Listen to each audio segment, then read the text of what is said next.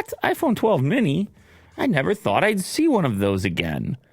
iPhone 12 mini. Did you see this? Has been modded. Yeah, I did. I actually heard about it. This is a USB-C port added in conjunction with, like, you've seen people do conversions, but this one's like, nah, I want both. Yeah. I want a Type-C and I want to keep my Lightning port, and I'm just going to jam it all in there. Surprisingly, it looks like fairly well done.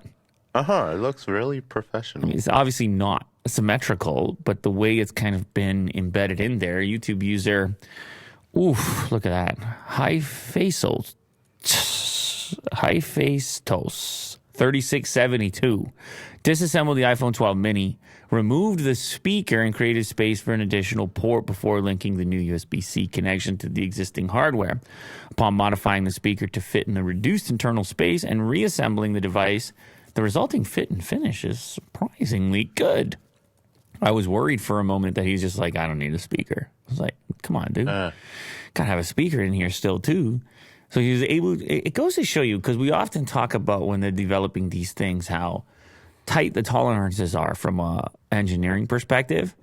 And yet they're just not tight enough, because some people can go in there and still mod them, fit things. They're like, look, I can still put a headphone jack. There's plenty of space. Yeah. Throw a Pez in there.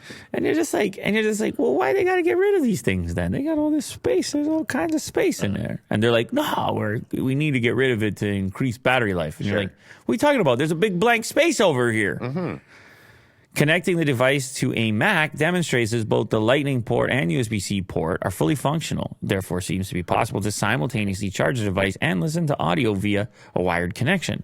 Something that's been impossible in the iPhone without an adapter since the removal of the headphone jack in 20. I remember when that was such a big deal. People are like, how can I be plugged in and listening to music?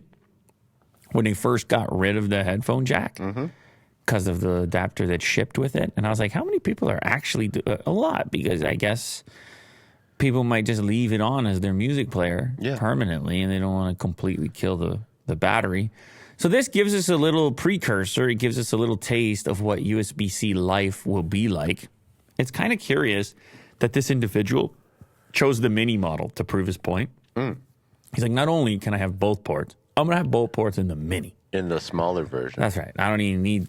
That's how much space we're working with. And also, that's the model that has gone extinct. So it's kind of a funny one to experiment with. But yeah, I mean, this is obviously far more convenient. USB-C is everywhere, including all your other Apple devices. So what does this tell us? The fact that it works immediately, that we're that much closer, that it's definitely happening. The rumors were already there, but I think we're all in agreement after the EU went bananas and they said, enough is enough, Tim. And then Tim and the other executives were like, what do you mean? Enough that, we're really nice guys. Yeah. And they were like, no, USB-C or else. And then Brazil was like, you better include a charger or else. Remember that? It's a hard life. For Apple? Cook, yeah. Oh, yeah. Real tough.